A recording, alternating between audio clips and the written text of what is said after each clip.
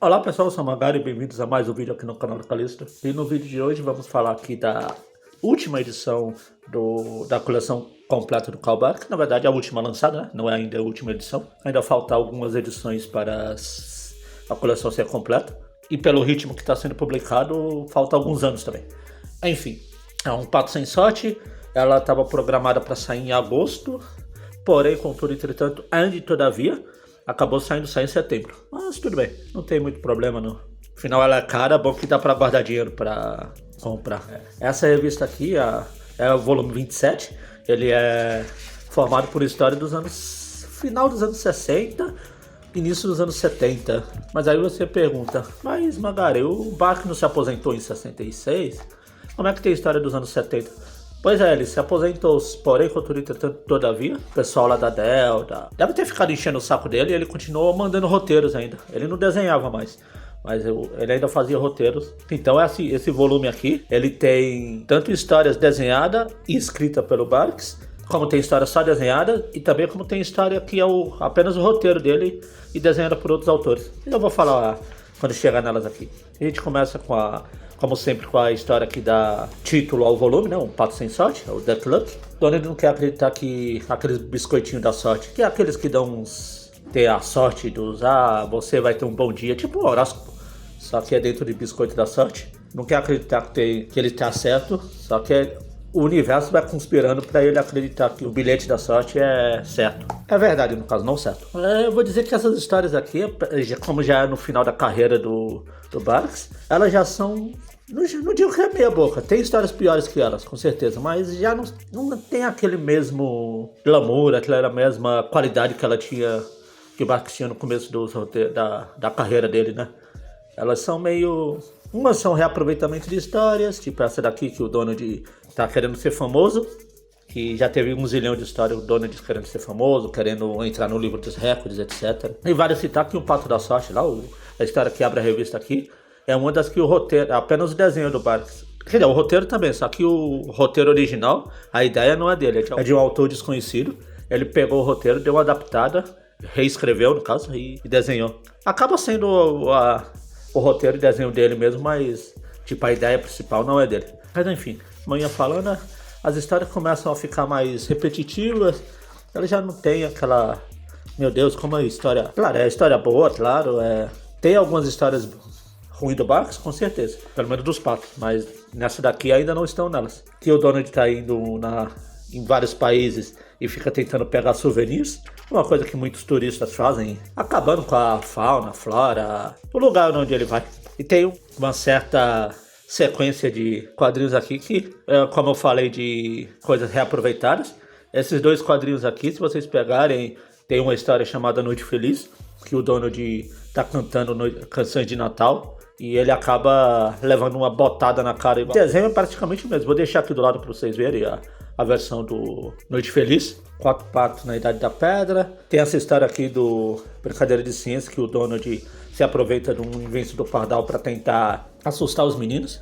Volta naquilo, eu também vou me repetir igual as histórias se repetem, mas aqui volta aquele clichê de que o Donald não gosta que os meninos leiam coisas, literatura menores, tipo ficção científica aqui no caso. Mesmo que algumas outras histórias seja o Donald que leia essas coisas. Vocês sabem que não tem lá muito cronologia, os quadrinhos dizem, né? Mas enfim, aí o Donald acaba ficando preso nesse invento do Pardal aqui. Aqui eu não vou nem entrar no mérito, que é mais uma daquelas histórias que o Donald tenta agradar a Margarida e acaba dando com os burros na água. Já teve zilhares e zilhares e mais zilhares de histórias assim. Aqui a gente começa as histórias da Margarida, que são a história da série do Diário da Margarida. As histórias são de 61, assim como as histórias do Donald aqui. Mas elas não são da Walt Disney Comic Stories. Ela saiu tipo na One Shot, edições mais paralelas. E uma coisa, essa história, por exemplo, por mais que eu não goste da Margarida, tem umas histórias do diário dela que eu gosto, tipo essa daqui, eu acho bem bacana. Eu lembro que eu li essa daqui, obviamente, provavelmente, com certezamente, em algum Disney especial, que a Margarida tá querendo provar que as mulheres podem fazer tudo que os homens fazem e ela vai escalar um dos picos de Patópolis. Mas uma coisa que sempre me chamou a atenção e que eu não sabia, e essa história são... todas essas da Margarida, na verdade. Ela tem só o desenho do Barks, ela não tem... O roteiro são autores desconhecidos. Mas aí o Barks pegava para desenhar todas essas histórias do Diário da Margarida, que por mais que eu não goste da Margarida como personagem, eu acho ela uma personagem bem fútil, tem umas histórias até que são bem legalzinhas. Nada muito... Meu Deus, que histórias boas, mas enfim. E finalizando o volume, a gente termina com algumas histórias dos escoteiros mirins. Vocês veem, elas são, no caso, as que são publicadas nesses volumes aqui. Ela tem o roteiro só do Barks, o Barks já estava aposentado, para não deixar o velho descansar. Mas o roteiro, o desenho é do Dan Gibbs. E elas são interessantes, assim, uma curiosidade. É que elas, como eu falei, elas são de 71 e nos anos 70, quando ela saiu pela primeira vez, o roteiro também era do Barks, obviamente, mas os desenhos eram feitos por vários artistas Disney da época, dos anos 70.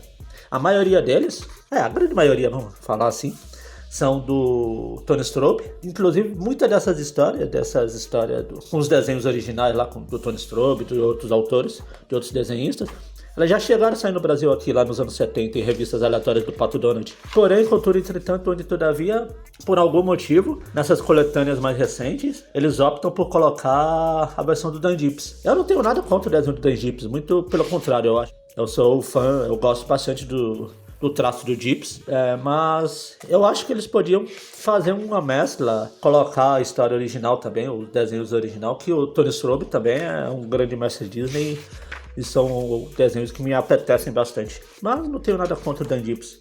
Eu só acho que eles podiam ter feito uma mescla assim.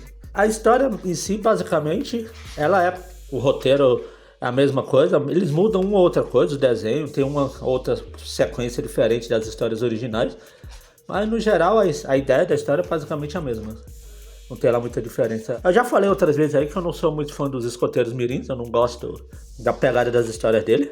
E uma coisa interessante é que aqui, pelo menos nessas primeiras histórias dos escoteiros, ela mostra o Tio Patinhas como um vilão, entre aspas. É um magnata rico que quer destruir a floresta e os escoteiros acabam sendo os protetores da floresta, né? Enfrentando o Tio Patinhas. E a gente termina, como sempre, primeiro a galeria de capas. Eles puseram 1 zilhão de capas aqui que o Barks fez ao longo. Eles falam aqui que muitas dessas capas onde ele... Assim como ele só fazia desenhos e não fazia mais roteiro, ou ele fazia só o roteiro e não os desenhos, as capas também, né? Às vezes ele fazia a capa e dentro da revista nem tinha história do Barks. E tem várias capas clássicas assim.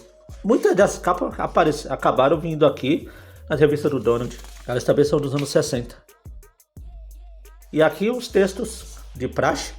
Sempre tem um texto para terminar as revistas. Aquilo que eu sempre falo em todos os volumes que eu já fiz review aqui. Tem uns textos que expande a leitura, tem os textos que é apenas mais do mesmo. Inclusive nesse daqui tem texto da Roberta Gregory, que é filha do Bob Gregory, que é um artista Disney dos anos 70.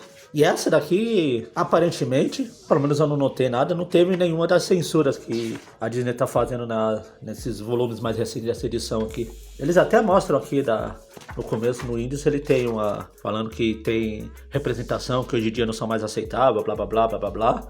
Mas dessa vez eles não cortam nada, então, aparentemente, pode ser que eu tenha deixado passar alguma coisa. Mas aparentemente não tem corte nessa edição aqui não.